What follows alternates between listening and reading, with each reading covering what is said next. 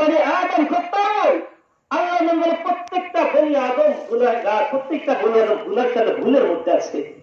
ওয়া খায়রুল খাত্তাইয়িনা মিনাত তাওয়াবিন, কিন্তু ওই সমস্ত গুনাহগারদের মধ্যে তারাই আল্লাহর কাছে সবচেয়ে বেশি প্রিয়, যে সমস্ত বান্দা বান্দি গুনাহ করার পর আবার যখন তারা আল্লাহর কাছে তওবা করে তারাই আল্লাহর কাছে সবচেয়ে বেশি প্রিয়। সুবহানাল্লাহ। আমরা গুনাহগার, কিন্তু গুনাহগারদের ভিতর তারাই আল্লাহর কাছে সবচেয়ে বেশি প্রিয় হয় যারা গুনাহ করার পরে বুঝতে পারে আমার তারা গুনাহ হয়ে গেছে, এরপরে যখন বান্দা তওবা করে। আর মায়ের নবী জানায় দেন যে ব্যক্তি গুনাহ করার পর তওবা করবে সেই আল্লাহর কাছে সবচেয়ে আল্লাহর খাঁটি বান্দা হয়ে যাবে। সুবহানাল্লাহ। এই জন্য আমরা প্রত্যেকেই গুনাহগার, আমাদের গুনাহ আছে, আছে কি নাই? প্রত্যেকের গুনাহ আছে। এই জন্য ভাই এখন কথা হলো, আমি আপনি যদি গুনাহ নিয়ে কবরে যাই বলেন তো আমার আপনার ঠিকানা কোথায় হবে? জান্নাত না জাহান্নাম? আমি আপনি যদি গুনাহ নিয়ে কবরে যাই আমার আপনার কি কবরটা কি জান্নাতের বাগিচা হবে না জাহান্নামের গর্ত হবে? জাহান্নামের গর্তের ভিতর থেকে একটা গর্ত হবে। এই জন্য আমার আপনার জীবনটা এই দুনিয়ার 60 বছরের জিন্দেগি, 70 বছরের জিন্দেগি, এই জিন্দেগিটার জন্য আমি কিভাবে কাটায়া আল্লাহ আমাদেরকে কেন পাঠাইছেন, কি উদ্দেশ্য পাঠাইছেন, আজকে আমি আপনি আল্লাহর দেওয়া উদ্দেশ্যটাকে ভুলে গেছি, যার কারণে আজ আমি আপনি নাফরমানের মধ্যে পড়ে যাচ্ছি, হাজার হাজার গুনাহ করতেছি। গুনাহ করার পরে মনে একটু ভয় আসে না, একটু মালিকের ভয় আসে না কেন? একমাত্র আজ আমাদের টার্গেটটা আমরা ভুলে গেছি। আমাদেরকে যখন ছিলাম না তখন কোথায় ছিলাম, এখন আসি কোথায় আছে, আবার যখন থাকবো না তখন যাবো কোথায়, এই জিনিসটা আমাদের আজকে ভুলে গিয়েছি।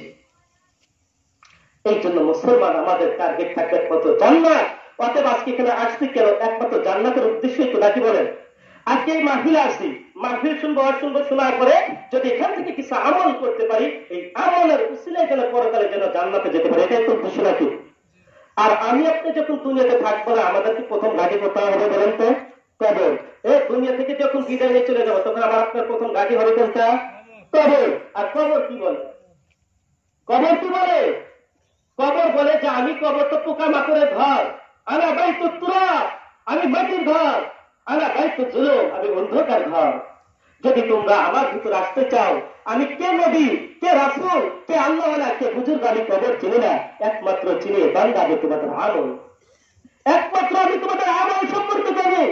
তোমার যদি আমল ভালো হয়, তুমি যদি আমল নিয়ে যদি আমি কবরের মধ্যে আসতে পারো, আমি তোমার জন্য জান্নাতের বাগান হয়ে যাব, আমি তোমার জন্য আলোকিত একটা ঘর হয়ে যাব, আমি তোমার জন্য জান্নাতের বাগিচা হয়ে যাব।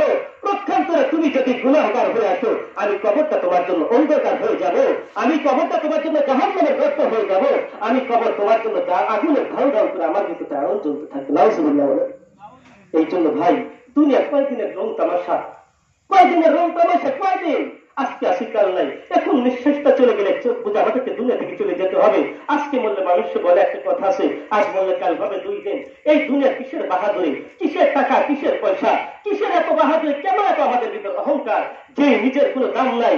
এই একটা মাংস পিণ্ডে যার একটা তৈরি একমাত্র নাপাক ফোঁটা পানি থেকে, আমার আপনার সৃষ্টি হয়েছে এক ফোঁটা নাপাক পানি থেকে, এক ফোঁটা নাপাক পানি থেকে আল্লাহ বানাইছেন, তাহলে যেই মালিক পাঠাইছেন সেই মালিকের গোলামি না করে আজ নাফরমানের মধ্যে পড়ে যাচ্ছি, কারণটা কি?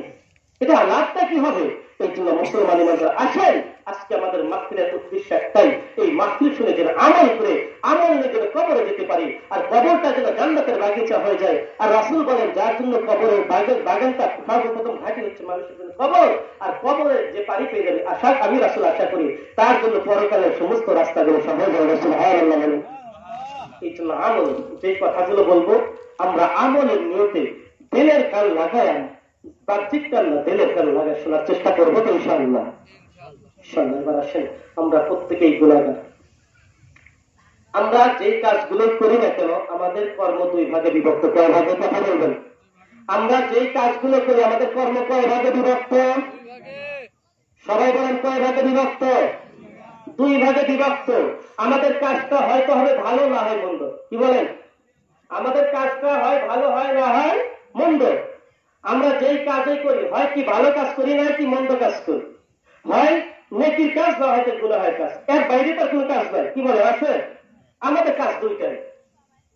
নামাজ এখন বলেন তো, এই যে সমাজ আমরা এত বড় একটা এলাকা, এই এলাকার মধ্যে বলেন তো গুনাহগারের সংখ্যা বেশি নাকি আমলদার আল্লাহর সংখ্যা বেশি? গুনাহগারের সংখ্যা বেশি। কারণ এলাকায় যে 100 জন মানুষ থাকে, বলেন তো মসজিদের কয়জন মানুষ নামাজ পড়েন? নামাজের সংখ্যা বেশি আছে না বেঈমানের সংখ্যা বেশি আছে?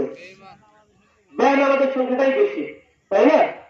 এখন কথা হলো, আজকের মাহফিল দিয়েছি, আজকের মাহফিল থেকে আমাদেরকে জানতে হবে, আজকের মাহফিল দিলাম, বাড়িওয়ালা যারা আছি, আমরা বাড়ির যারা পরিবার আছে, আমরা আপনার আবার ভাই, আপনার আবার বাবা, চাচা, খালু যারাই আছেন না কেন, হাতে পায়ে ধরে বলবো, আজকে মাহফিলটা দেওয়ার উদ্দেশ্য একটাই, যেন হেদায়েত পেয়ে যায়, এখান থেকে কিছু অর্জন করে যেন আমাদের পরকালে জান্নাতবাসী হতে পারি, এটাই আমাদের টার্গেট।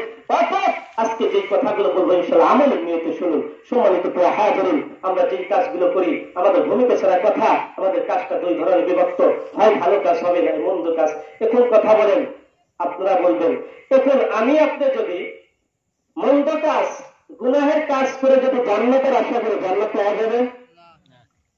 ধরেন আপনি একটা লাগাইছেন জাম গাছ, এখন জাম গাছ লাগায়া আপনি জাম গাছের গোড়ায় বসে বসে পানি দেন আর সারাদিন জিকির করেন সুবহানাল্লাহ সুবহানাল্লাহ, জিকির করেন আর আল্লাহর কাছে বলেন যে আল্লাহ আপনি আমার ফজলে আমদান, সম্ভব?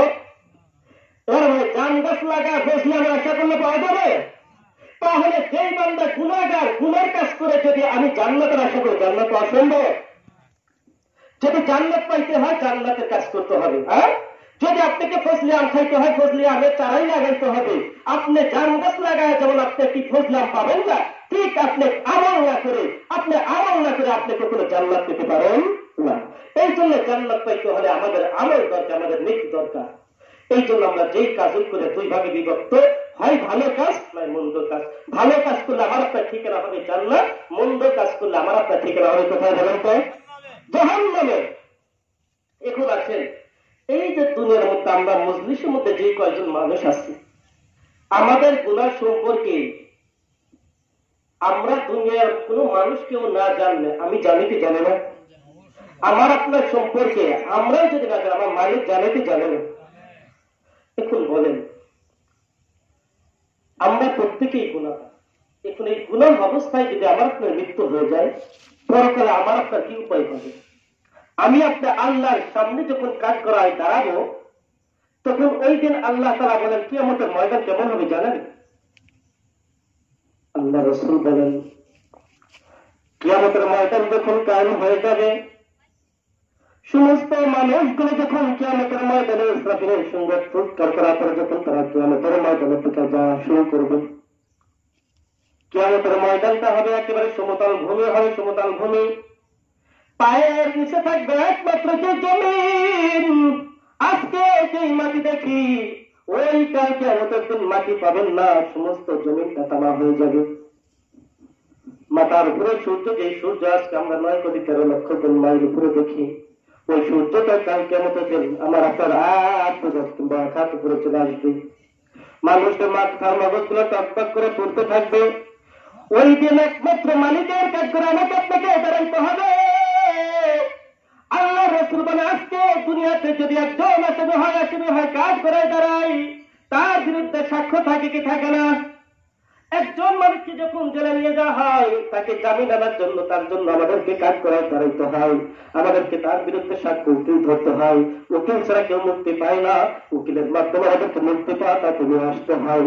ঠিক ও মুসলমান ইমানদার, খুব ভালো করে শুনবা, তুমি আমি যদি গুনাহগার হয়ে কাল মালিকের দরবারে যখন দাঁড়াবো, মালিক আমার আপনার বিরুদ্ধে কোনো উকিল যদি কেউ না থাকে, দুনিয়ার কোন যদি কেউ না থাকতে হয়, আমাকে আপনি যখন একা একা দাঁড়াবো, আল্লাহ তাআলা ফারদান আল্লাহ বলেন প্রতিটা মানুষকে একা একা আল্লাহর কাজ করে দাঁড়াইতে হবে। কয়জনকে বলেন তো? প্রত্যেকটা ফারদান, কোরআনের ভাষায় কোরআনের আয়াতে ফারদান, প্রত্যেকটা মানুষকে একা একা দাঁড়াইতে হবে। এখন কথা বলেন, আমি আপনি যদি ওই দিন মালিকের দরবারে যদি গুনাহগার অবস্থায় যদি বেনামী অবস্থায় যদি আমার আপনার নামটা যদি উঠে যায়, আমার আপনার নামাজটা, আমার আপনার নামটা যদি সুদখোরদের কাতারে উঠে যায়, আমার আপনার নামটা যদি ঘুষখোরদের কাতারে উঠে যায়, আমার আপনার নামটা যদি জিনাখোরদের নামে উঠে যায়, ওই দিন আমি আপনার মালিকের কাজ করে তারই কি জবাবটাই দিব। এই জন্য মুসলমান ইমানদার একটা কথা ভালো করে শুনবেন, দুনিয়াতে আমি আপনি গুনার কাজ করলে আমার মা জানে না, হয়তো আমার বাবা জানে না, আমার দিদি জানে না, আমার ছেলে জানে না, কিন্তু আমার মালিক জানেন কি জানেন না? অবশ্যই জানেন। ও মুসলমান ইমানদার, খুব ভালো করে শুনবেন। আর দুনিয়ার মা যদি জানতো, মা ঘর থেকে থাকতে আমাকে আপনাকে বের করে দিত। আমার বাবা যদি আমার গুনাহ সম্পর্কে জানতো, আমার বাবা আমাকে সন্তান বড় ঘোষণা করতো না। আমার ভাই যদি আমাকে